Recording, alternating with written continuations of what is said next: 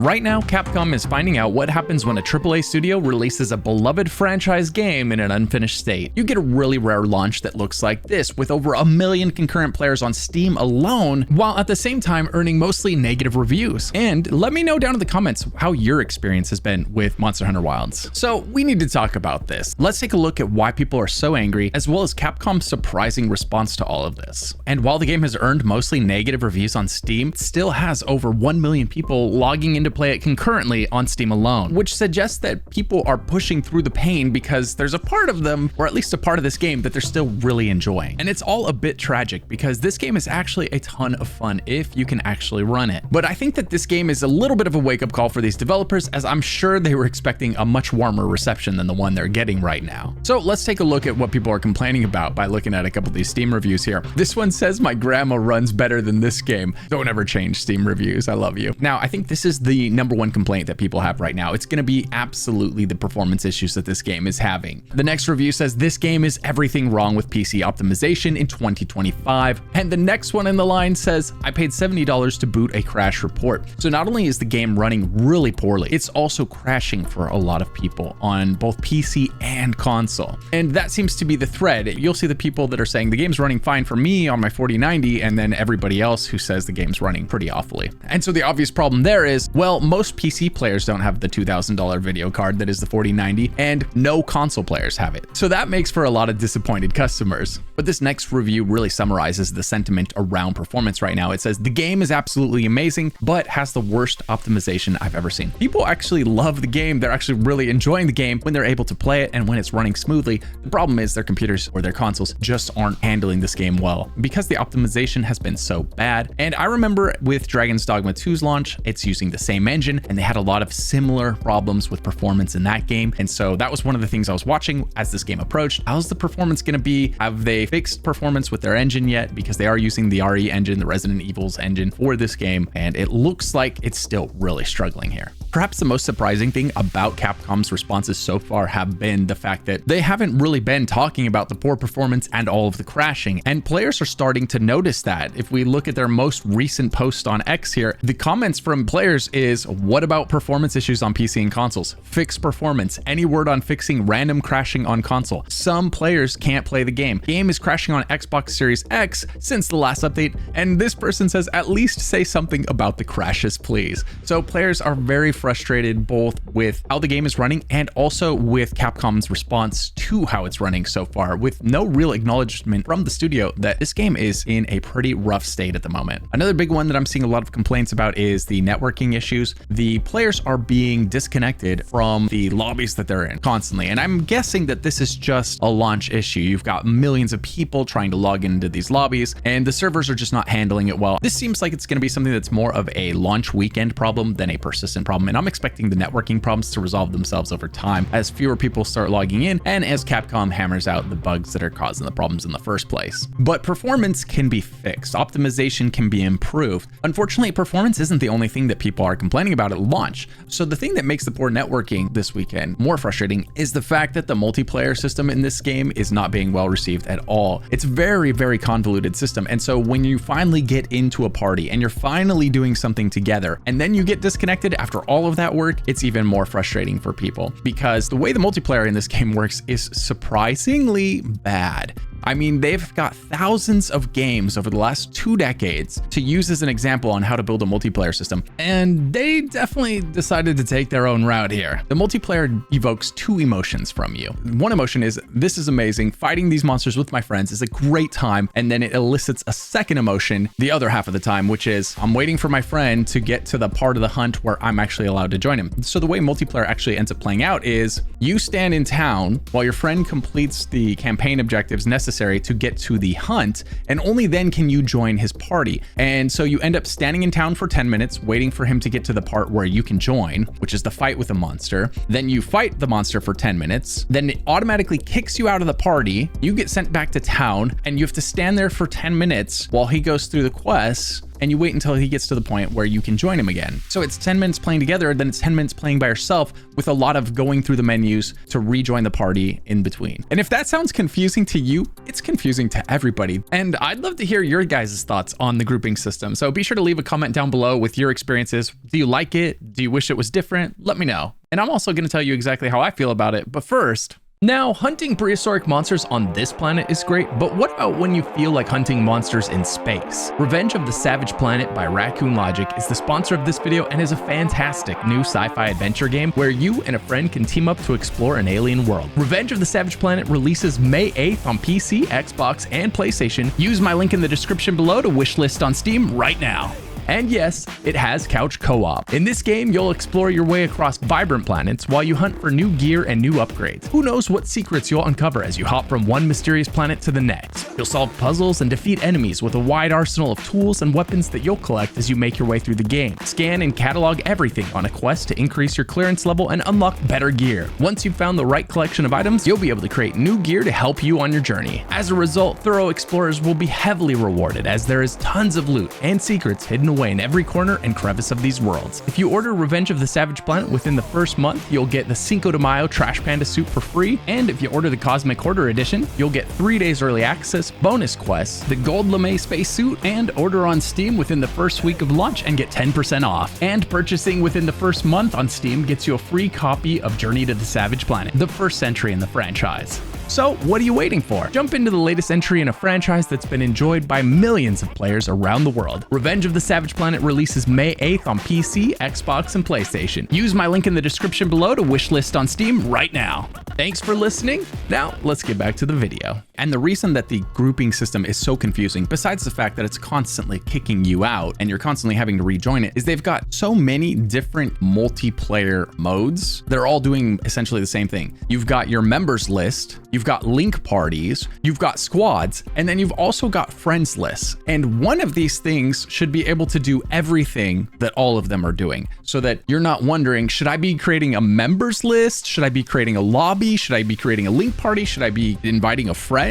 Like, which one am I supposed to do to play multiplayer? Why does the game have squads that you can make, and link parties, and members lists, and lobbies, right? One of these things should be able to do all of these things. And so what it results in is an incredibly unintuitive menu system. It's a really convoluted process, and it's really surprising that a game that's this popular is using a multiplayer system that is this flawed. And like I mentioned, the tragedy of this is when you're actually finally in your friend's party and you're finally fighting the boss together, it's magic. That's when you get the Monster Hunter experience that you came for, that you love, and it's a great time. It's just that they make experiencing that so difficult while you're going through the campaign. Another complaint I'm seeing a lot in the Steam reviews are ones like this one right here. Pineapple with Perp says $70 games should not have microtransactions to edit character appearance. So the way this game does character appearance changing, once you've created your character, you get one free character change, and then after that, you have to buy DLCs from the Steam store to change your character appearance. The DLCs look like this one right here, $9.99, so $10 to be able to change your character 3 times. You get a 3 voucher pack and you get that. So you're spending $10 to get 3 character changes. It seems like they think of this game as a single player game. Otherwise, the multiplayer functionality would be a lot better implemented. And so they end up charging you real money to change your character's appearance in a game they think of as a single player experience. This one always strikes me as weird. It's not something that has ever been a problem for me because I make my character and then I don't really ever change their appearance after that. The game has a really good built-in armor changing system where you can easily change how your armor looks. It's got a transmog system where you can apply different armors over the one you're actually wearing to make it look like you're wearing something that matches, that's really cool. And it's got a great dye system so that you can customize the colors on the armor that you're wearing. So I think that the character customization is actually really fantastic in this game, but it always does rub people wrong that they are selling these character editor vouchers if you wanted to change something other than your armor about your character's appearance.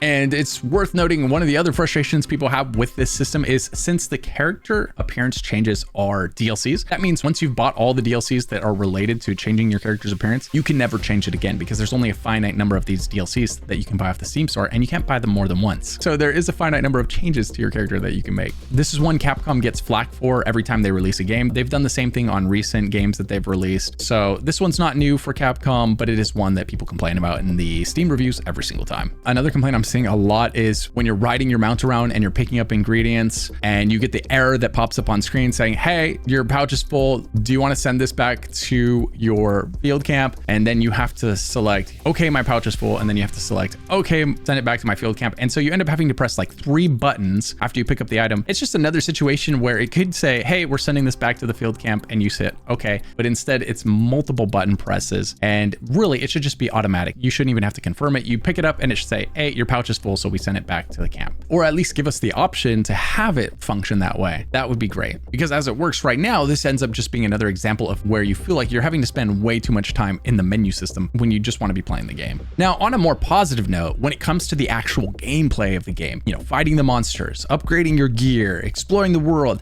like people are really enjoying the look and the feel of the world, the look and the feel of the combat, the monsters that they're fighting. When they're actually able to participate in the gameplay, they're really enjoying the game. And so I think as soon as they're able to address the performance problems, the crashing problems, we're going to see the Steam reviews drastically improve. In fact, since I started watching the Steam reviews come in, they've already started to drastically improve the score on Steam here. We're seeing the reviews going from below 50% positive to more than 50% positive here. And I fully expect that to continue moving in the positive direction as each of these bugs and performance issues gets removed from the game. But as a massive fan of this franchise, if there's anything I hope that Capcom takes away from this experience, I hope that they realize that this is how the Path of Exiles, the Pal Worlds of the world, this is how those games come to be. A developer watches a studio with a massively successful IP like this continue to release their games with the same problems over and over, and they eventually ask themselves, wait a second, what if I just made a game where you hunt massive monsters, chop off their tails, cut off their horns to upgrade your gear and your weapons, except my version has a decent multiplayer system and good performance? What would stop that game from being just as good or even better than Monster Hunter Wilds? That's how Path of Exile came to be. That's how Pal World came to be. And if Capcom doesn't take this feedback seriously, I can see that happening to them as well. Monster Hunter isn't just one of Capcom's most popular franchises, it's one of the most popular franchises in the world with over 100 million units sold. The Monster Hunter franchise first started in 2004, which means it's had over 20 years to evolve into the amazing beast we know it as today. But as a result of the popularity of the franchise and the sheer amount of money that it's bringing in for the studio and the $70 price tag, people are starting to expect big things from this franchise. So they might want to polish up the next one before they release it. But I do want to end this video on a positive note because I have been enjoying this game. I've played fully through the campaign. It was a little bit shorter than I thought, but the game really does feel like it starts after you beat the campaign, if that makes sense. It's one of those live service feeling games where, okay, you got through the campaign, now start the grind. You finally get to high rank, and this is where the game really opens up for you. It was just interesting that all of that happens after the credits roll.